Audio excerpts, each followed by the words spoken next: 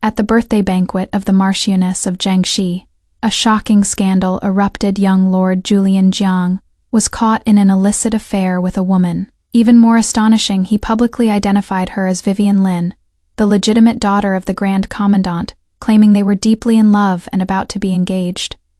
But that day, Vivian Lin never attended the banquet. Through 2 lifetimes, this carefully orchestrated trap revealed to her the treacherous depths of human hearts.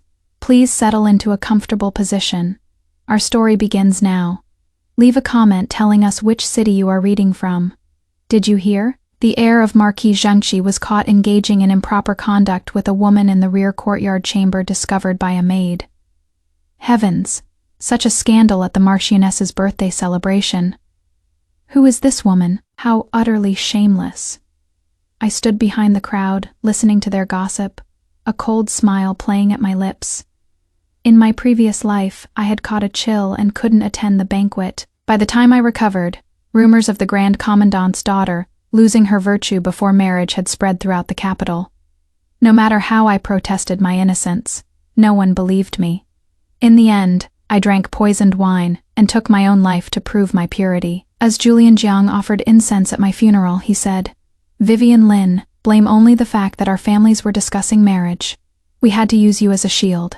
Sophia comes from humble origins. If people discovered she met with me privately, how could she survive? I never imagined you'd be so petty as to take your own life over a few words of gossip." He gave his beloved Sophia a new identity, married her into the Marquis' household, and lived a blissful life. Meanwhile, my parents' hair turned white overnight from this incident, and they both died of grief within a few years. Now, I've been reborn to the very day of that banquet. This time, I will personally tear through their disguise. "Look, Miss Lin from the Grand Commandant's household has arrived." An excited cry rang through the crowd. Everyone turned to see me walking gracefully from the corridor, and chaos erupted. "Miss Lin, how is she here? Then who is the woman in the bed? What is going on?" I stood on tiptoe, feigning curiosity. "Dear ladies, what has happened here? Why such commotion?" At the chamber door, the Marchioness's face was iron gray. Julian Jiang tightly held a disheveled woman whose exposed back was covered with purple bruises. Julian was declaring loudly, "Mother, this is all my fault. It has nothing to do with Vivian. We were already planning to be engaged. We simply couldn't contain our feelings. Please grant us your blessing. I'll go to the Grand Commandant's residence tomorrow to formally propose." As soon as he finished speaking, he looked up and saw me. His face changed dramatically. I affected a shocked expression, covering my mouth in alarm. "Young Lord, what are you doing? Who is that woman?" Princess Choyang sneered from the side. "Young Lord Jiang just claimed the woman in his arms was you, and said he'd go to the Grand Commandant's residence to propose marriage." I stepped forward, my finger trembling as I pointed at the woman. "She is also called Vivian Lin. What does the young lord mean by this? Why would you publicly slander me? If Princess hadn't specifically invited me to the residence today, wouldn't I be unable to clear my name? Young lord knew I was unwell, yet deliberately chose today to ruin my reputation. What are your true intentions?" Julian stammered. "Vivian, I didn't mean it that way. I was just panicking. Panic gives you the right to destroy someone's reputation." My eyes reddened as I turned to the Marchioness. "Madam, you've watched me grow up since childhood. Please deliver justice for me. My parents are far away in Jiangyan. I have no elders here to support me. And she, for my mother's sake, please help me." With that, my knees buckled as if to kneel. Several ladies rushed to support me. "Vivian, don't worry, we're all your elders. We'll definitely see justice done." The Duchess of Wei, most imposing of all, said sternly, "Marchioness of Jiangxi, your son has done such a thing. Shouldn't the Marquis household provide an explanation? It is bad enough he had an affair at his own mother's birthday banquet, but to also slander an innocent woman's reputation, such malice. What could possibly motivate this?" Princess Choyang added. "Vivian, don't be afraid. I'll enter the palace immediately to report this to Her Majesty the Empress. We'll demand justice for you." Cold sweat beaded on the Marchioness's forehead as she grasped my hand. "Dear child, you've truly been wronged today. It is all because my son was bewitched by that vixen, doing such foolish things. Someone dragged that wretched woman out and beat her to death. As several servants rushed forward to drag her away, the woman's face was revealed. It was Sophia Sue, Julian's cousin and the Marchioness's distant niece. Sophia screamed as she fell to the ground, crawling to the Marchioness. "Aunt, save me. My cousin and I truly love each other. Please let me stay by his side. I'd willingly serve even as a slave." The Marchioness slapped her across the face. "You are merely a distant relative of my maiden family. I took pity on your orphaned state and gave you shelter. Yet you dare commit such shameless acts." Julian knelt, pleading, "Mother Sophia has nowhere to go. If we cast her out, where can she turn? This is all my fault. Please grant her mercy, and let her become a concubine." The Marchioness glanced at me and grasped my hand. "Vivian, you will be the future mistress of the Marquis' household. This matter is yours to decide. If you cannot tolerate her, I'll expel her immediately. But if you are merciful enough to give her shelter, we'll naturally defer to you." I laughed inwardly. What a clever way to shift blame in my previous life. They used this same tactic to heap dirt on my name, this time.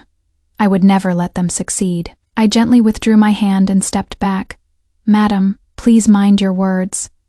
I have no connection to the Marquis household. Where does this talk of mistress come from? Miss Sue is the young lord's cousin and has been intimate with him. Her fate should be decided by you or the future young lady of your house. I am merely a guest at this banquet I wouldn't dare overstep." Julian panicked. "Vivian, I was wrong to mistakenly call out your name. But Sophia is different. She is helpless and alone. If her reputation is damaged, how can she survive?" Slap. I struck him across the face. "Your cousin's reputation matters, but mine doesn't. The Grand Commandant's household has maintained an unblemished reputation for generations. Young lord, slandering me this way, are you trying to drive me to suicide? Furthermore, when did the Grand Commandant's household agree to a marriage with the Marquis of Jiangxi? I never said I'd marry you, and our parents never even made a verbal agreement. You couldn't secure the marriage alliance, so you dared to frame me all because I sent word yesterday that I was unwell, and you knew I wouldn't attend. Is that why you staged this performance? When father returns to the capital, he'll demand proper justice." I turned and strode away. The observing ladies murmured among themselves.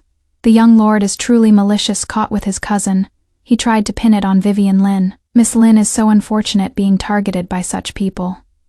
Thank goodness the princess invited her in time, or her reputation would have been destroyed." The Duchess of Wei pulled me into her arms, and I collapsed against her, crying piteously. "Madam, if the princess hadn't come to invite me, I fear I'd have no choice but death. The young lord dares to pin such infamy on me. Isn't this bullying because my parents aren't here?" Julian's expression was frantic, his tone pleading. "Vivian, our families have always been close. Marriage was inevitable. Though I've wronged you, I'll take responsibility.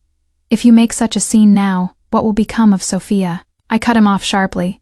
"You carried on a secret affair with your cousin yet used my name as cover, and you still have the audacity to question me. Let me tell you plainly today, the Grand Commandant's household will never form a marriage alliance with people like you. Stop flattering yourself." The Marchioness's face darkened. "Vivian, how can an unmarried young woman make decisions about marriage arrangements? How dare the Jiang family insult my daughter this way? Do you think the Grand Commandant's household has no one to defend it?"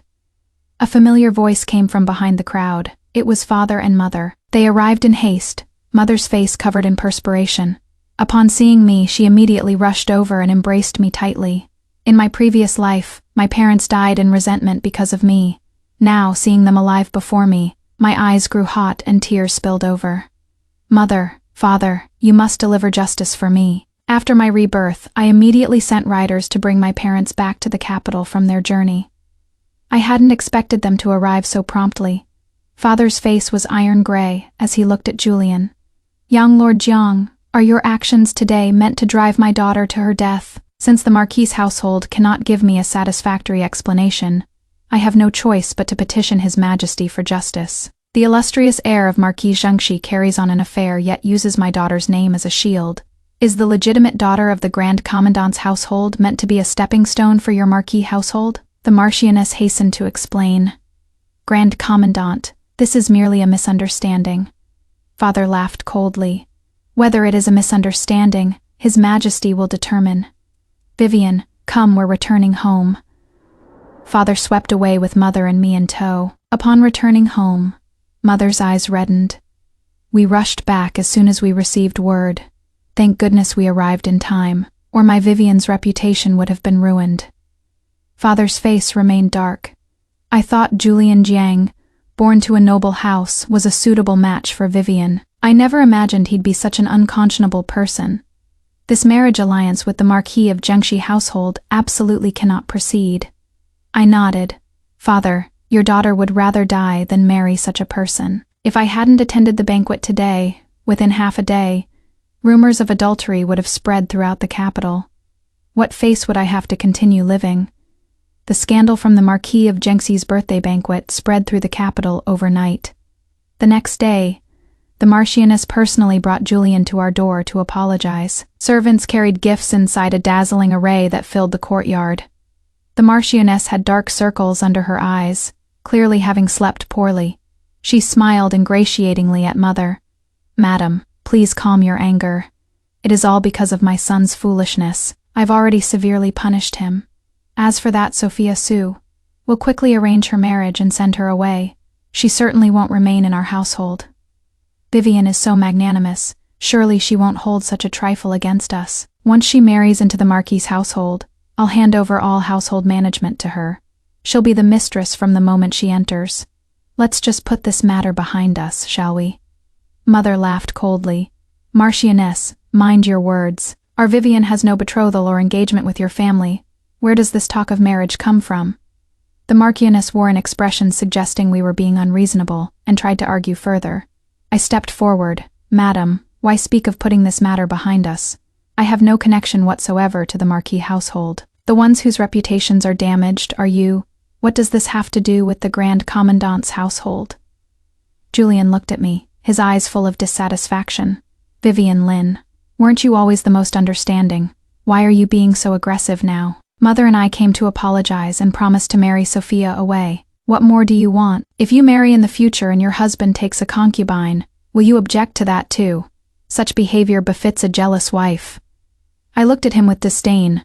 Whom the young lord marries or takes as concubines is none of my concern. Though I lack talent, I would never marry someone of such poor character and taint the Lin family name. Young lord, please leave. Mother also addressed the Marchioness. Marchioness, please depart. I accept these apology gifts on Vivian's behalf, as compensation for the young lord's slander. From this point forward, we are quits. The two families had previously intended to form a marriage alliance, but this incident created enmity naturally. There would be no further contact. Julian's reputation in the capital was utterly destroyed by this affair. What kind of decent person plays games with a woman's reputation? The Marchioness swallowed her anger and vowed to find a noblewoman of better standing than the Grand Commandant's daughter for her son. However, the scandal had spread throughout the capital. What high-born lady of distinguished family would agree to marry into that household? As for Sophia Su, I heard she attempted suicide by hanging in the residence. After being rescued, Julian threatened to kill himself, finally forcing the Marchioness to agree to take Sophia as a concubine. Before the Lantern Festival, I went to the Treasure Pavilion to collect Mother's birthday gift, and encountered Sophia Su again. She was dressed lavishly, accompanied by maids, giving orders to the shop attendants with an air of superiority.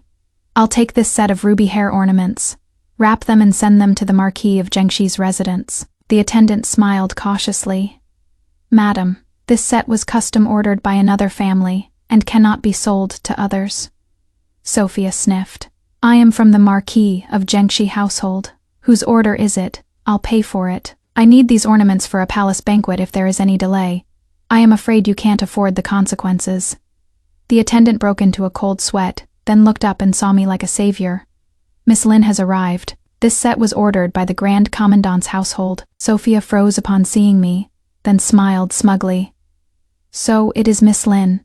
These ornaments look like something only married women would wear.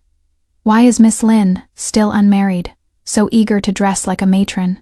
I heard that since the young lord's visit that day, not a single marriage proposal has come. Could it be Miss Lin is playing hard to get, still hoping to marry into the Marquis of Jiangxi household? She covered her mouth, laughing, looking at me with satisfaction. I smiled faintly, touching the ornaments in the box, then looked up. I am afraid these ornaments don't match a concubine's status. If you take them back, wouldn't that be exceeding your station? Offending the future young lady could prove unfortunate. Of course, the Marquis of Jiangxi household doesn't seem to be one that follows proper protocol. I just wonder how much silver the concubine can produce. I commissioned this set for 3,000 taels. Julian rushed in from outside, his voice ringing. I'll pay 3,500 taels. Attendant, wrap it up. Sophia was overjoyed. Husband, your timing is perfect. Miss Lin was so presumptuous, insisting on competing with me for these ornaments. Julian's eyes held unwillingness as he looked only at me. Vivian, if you like this set, I'll buy it for you. Would that be acceptable? I regarded him coldly. No need. I appreciate the young lord's kind intention, but I can afford this trifling amount.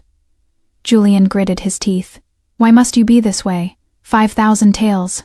Wrap up these ornaments, and this sapphire hairpin, this peony treasure necklace, wrap them all. A young gentleman in brocade robes walked in, leaning against the counter as he tossed down a stack of banknotes. Whatever the young lord of Marquis Jiangxi bids, I'll add another 500 taels on top. I looked at the newcomer with delight. Adrian, when did you return? The newcomer was Adrian Shao, heir of Duke Dingguo and nephew of the Empress, also a notorious rake in the capital. From childhood, I had been the companion reader for Princess Keongyang and the first princess. He had been the companion reader for the crown prince. We had studied together since young. We could be considered childhood sweethearts. A few years ago, the Empress, finding him too unruly, sent him to the frontier for tempering. I hadn't expected him to return now. Adrian looked at me with frustration. If I hadn't heard someone was bullying you, I wouldn't have returned so quickly. How can you be so useless, not knowing how to get even when someone wrongs you? My eyes grew moist. Did you return because of this? He looked smug. Of course not. I came back to receive my rewards. Your lordship here achieved great merit and returned to have an audience with his majesty and to see who dared bully you. Then he looked at Julian with disdain. Young Lord Jiang, do you still want these ornaments or not? If so, name your price. If not, step aside and don't delay me from selecting items. Julian's face darkened as he departed with Sophia in tow, looking resentful. Adrian said indignantly, Even someone like Julian Jiang dares bully you. You are sharp-tongued with me, but so good-tempered with others. I couldn't bear to bully someone that even I treasure, yet I let him do it. Just wait, I'll get revenge for you. I smiled at him. Who would have thought the rake who used to tease cats and dogs has now transformed into a young general? Adrian carried the ornaments and followed me back to the Grand Commandant's residence, lavishing attention on Mother. Mother smiled so widely her eyes disappeared. He also took the opportunity to present an invitation, saying that at the Empress's palace banquet, he would personally escort me into the palace. This palace banquet was ostensibly to view lanterns before the Lantern Festival, while various families were on holiday, but in reality, the Empress wanted to arrange marriages for the princes and princesses. Adrian escorted Mother and me into the palace on horseback, then vanished without a trace. I followed several young noblewomen through the garden viewing lanterns, listening to their gossip. I heard the young lord of Marquis Jiangxi is looking around everywhere, trying to settle on a proper wife. After that scandal in their household, he still has the audacity to pursue high-born ladies. Did you know? Today, when entering the palace, he even brought that woman along, though only in the capacity of a maid.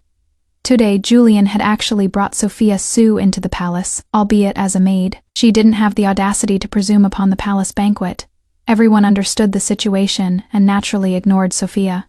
She stood there alone without even a seat, her eyes instantly reddening. Seeing me laughing with the noblewoman in the pavilion, she approached, looking pitiful. Sister Lin, about competing for the ornaments last time. Sophia apologizes. Please don't be angry anymore. The young lord says you've always been magnanimous, and surely won't blame me. Sister, rest assured, when you marry into the Marquis household, Sophia will definitely respect you as primary, and won't compete for favor. Her nonsensical rambling made the nearby noblewoman frown. I lifted my teacup. Stop this nonsense. I have not the slightest connection to your young lord. If you continue making such presumptuous claims, don't blame me for being impolite.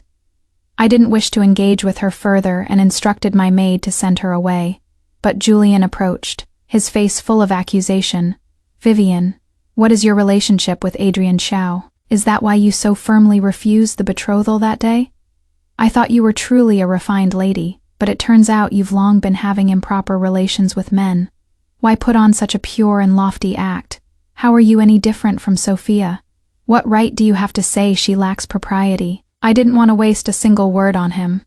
This was the palace I turned to leave, but he grabbed my arm. Why won't you refute this? Did I strike upon your true feelings, making you angry from embarrassment?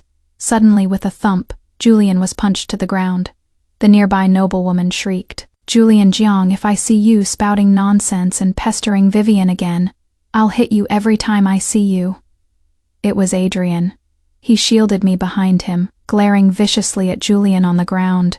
You despicable scoundrel dare to slander Vivian. Your Marquis of Jiangxi household is shameless. So you assume everyone is like you? Julian stood up, furious. Adrian Xiao, this is the Imperial Palace. My conversation with Vivian is none of your concern. Do you think being Imperial family means you can do whatever you want in the palace? Adrian looked at him and laughed coldly. Whether I am acting improperly, His Majesty will determine. You are pestering my fiancée. Why shouldn't I hit you? The word fiancée stunned everyone into silence. Julian lost his voice. What fiancée? When did Vivian become your fiancée? She was clearly discussing marriage with me. I hastily interrupted. Young lord, watch your words. Our families have no marriage alliance. Stop trying to ruin my reputation. Adrian smiled smugly, folding his arms as he looked at Julian. Vivian is my fiancée. His Majesty just approved it. Don't believe me? Go ask. Can't help it, unlike some people who only know how to coast on their ancestors' glory. I actually have military achievements. His Majesty just bestowed a marriage between Vivian and me. Julian Jiang, stay away from my fiancée from now on, or I'll smash down your Marquis household's gates. With that, he took my hand and departed. Only then did I learn that Adrian had gone to see the Emperor and Empress immediately upon entering the palace, saying he wanted no rewards, only to marry me. The Empress had laughingly agreed at once. She'd always felt Adrian was too playful and immature. Now that he had established his career and wished to marry a well-matched lady of good family, how could she refuse? His Majesty also expressed approval repeatedly and immediately summoned Father to bestow the marriage. Adrian said earnestly, rarely serious, Vivian, let's see who dares speak ill of you now. Rest assured, after you marry me, I'll protect you for life and never let anyone bully you. I smiled, watching him redden. Those are your words. I am telling you now, if you want to marry me, be prepared to never take concubines. He laughed brilliantly. Naturally, Vivian, after I achieve more military merit, I'll request a noble title for you. What I promised you as a child still stands. I'll definitely make you a titled lady. At the palace banquet, the marriage decree was officially announced. Everyone looked at me with instant envy. From that moment forward, I would not only become the young lady of Duke Dingguo's household, but also the Empress's own family member. Above me would be only princesses and imperial consorts. At the banquet tables, cups were raised and everyone discussed the joke that was the Marquis of Jiangxi household. How could a perfectly good marriage alliance deteriorating to this state not be laughable? The Marquis of Jiangxi returned from his posting to the capital, and upon hearing of this affair, flew into a rage. The moment he entered his residence, he dragged Julian out and beat him severely. I painstakingly arranged this marriage for you, yet you carried on with another woman, and even tried to destroy Miss Lin's reputation. How did I raise such an imbecile? The Marchioness pleaded bitterly. That Vivian Lin has such airs as a young lady, even if she married into the Marquis's household, she wouldn't be easy to get along with. Must our son be unable to marry a noblewoman besides her? The Marquis slapped the Marchioness across the face. Fool! Truly a fine son you've raised. Do you think your son still has any good reputation? The Grand Commandant's household allied with Duke Dingguo's household offending the Empress. Do you think our son still has any future prospects? The Marquis beat his chest in regret, but the situation was irreversible. Regret was useless. The marriage between the Grand Commandant's household and Duke Dingguo's household proceeded in full swing. The Empress even bestowed a pair of jade ruyi as betrothal gifts, and Duke Dingguo's household spared no expense. Countless betrothal gifts were carried into the Grand Commandant's residence. Before my wedding, The treasure pavilion came to deliver the crown I had ordered, but the messenger was Julian Jiang. His face was haggard. Seeing me dressed as a bride, he froze, then smiled bitterly. It is all my fault that things have come to this. I stepped back several paces and asked, how did the young lord manage to enter here? In a few days I'll be married. It is inappropriate for us to meet again, lest we invite misunderstanding, Julian said in a low voice. I came specifically to apologize. What I did back then was truly too much, actually thinking to use your name to cover for my affair with Sophia. I thought that since I was going to marry you anyway, even if you suffered some grievance, I could make it up to you after you married into the Marquis's household. I never imagined it would turn out this way. I looked at him bewildered. This matter is long past. Why bring it up again, young lord? He murmured. I only learned a few days ago that Sophia drugged my wine, which is why I became entangled with her. I've already confined her and will send her to an estate in the suburbs in a few days to prevent further trouble. I interrupted. Young lord, what do your affairs with Sophia Su have to do with me? Moreover, if you two weren't mutually interested, how could such a thing have happened? Since the mistake has been made, you should take responsibility. Pushing everything onto a woman. What kind of man does that make you? You're telling me all this today is truly unnecessary. In a couple days I'll be married. If you are sincere, come to Duke Dingguo's residence to drink wedding wine. With that, I turned and left, returning to the inner courtyard. 3 days later, I married into Duke Dingguo's household with a 10-li-long bridal procession, officially becoming the young lady. Adrian would return to the frontier for another period after 6 months. As we were newlyweds, the Emperor and Empress permitted me to accompany him. During this time, I was occupied with preparations for the frontier.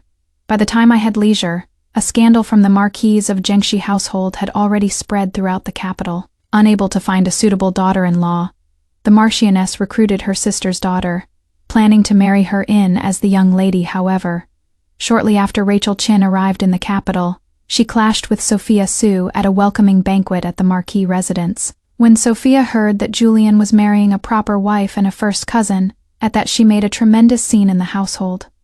Rachel Chin is a cousin, but am I not? Why must I only be a concubine?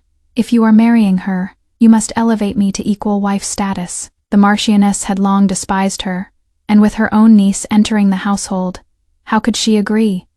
On the young lord's wedding day, Sophia made a scene in the ceremonial hall. As the newlyweds were performing their bows, she rushed in, kneeling on the ground and crying, "Husband, I am already 3 months pregnant.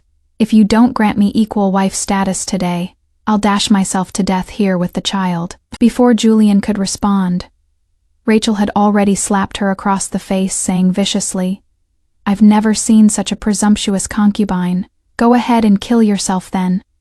Sophia played her part to the hilt, standing and dashing herself against a pillar. Seeing Sophia covered in blood, Julian's eyes reddened. He called for a physician and stayed by Sophia's side all night without even entering the bridal chamber. Rachel was so furious, she smashed everything in sight. But having already married, she could only swallow this enormous grievance through gritted teeth. The Marchioness spent all night placating her and gave her advice. The next day, Rachel brought tonics to Sophia's courtyard, finally relenting. "If you bear my husband's eldest son, I'll grant you equal wife status." Sophia finally got her wish and became smug again. Relying on her pregnancy, she pestered Julian to stay in her courtyard every night. Half a month after the wedding, Julian still hadn't consummated his marriage with Rachel. Rachel remained composed, dutifully paying morning and evening respects to her mother-in-law, gentle and virtuous. When Julian finished his marriage leave and was sent away on official business for a month, the moment he left the Marquis's residence, Rachel led people into Sophia's courtyard and forced a bowl of safflower decoction down Sophia's throat. Not only was the pregnancy lost, but the safflower rendered Sophia permanently infertile. Rachel looked at her and laughed coldly. "I let you feel smug for a few days. Did you truly think you could climb above me?" By the time Julian returned, Sophia had long been tormented beyond recognition. Rachel looked at Julian, who had come to demand accountability, and laughed lightly. "Why is the young lord so angry? You favored your concubine and neglected your wife first. Do you dare divorce me? The Chin family is not to be trifled with. The young lord should consider whether you want to offend this connection for a cheap concubine."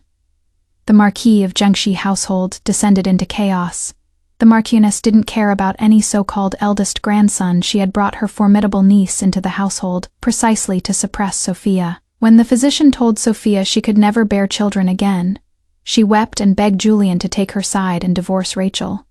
But how could Julian possibly divorce his wife over a bastard child? Sophia finally gave up hope, realizing Julian was utterly unreliable. A banquet held by the Marquis of Jiangxi household. She drugged Rachel and bribed a stable hand to infiltrate Rachel's courtyard. By the time everyone discovered what had happened, Rachel had already lost her virtue. Rachel looked at Sophia in the crowd and screamed, "That wretch harmed me." Sophia was half mad, laughing wildly. "So what if I harmed you?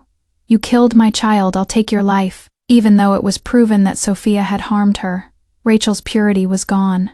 That very night, she hanged herself with a white silk sash. When Lady Qin heard her daughter had been killed, she stormed the residence the next day with a knife, demanding the Marchioness return her daughter's life, turning the Marquis household completely upside down. Lord Qin even impeached the Marquis of Jiangxi at court. The Marquis household was nearly destroyed overnight. Julian slumped in his chair, muttering, "How did it come to this?" Soon the verdict came down. Hearing of such affairs, His Majesty was enraged. He immediately stripped the Marquis of Jiangxi of his title and ordered them to return to their ancestral home. When I learned of this, it was the very day the Marquis of Jiangxi household departed the capital. Adrian and I happened to be leaving the capital. That same day, our carriages crossed paths at the city gates. Inside the carriage, Julian's expression was wooden, as if he'd aged 10 years. Behind them was Sophia's coffin. She had been tortured for days in prison by people Lady Qin had bribed, before finally being granted a quick death. The Qin family had taken Rachel back to their home for burial. Sophia, having neither father nor mother, could only follow Julian back to the countryside for burial. A gust of wind lifted the carriage curtain. Julian saw Adrian and me sitting close together, his eyes brightening for an instant before dimming again. Two processions, one heading out of the city, one heading in, gradually moving apart, never to intersect again. The end.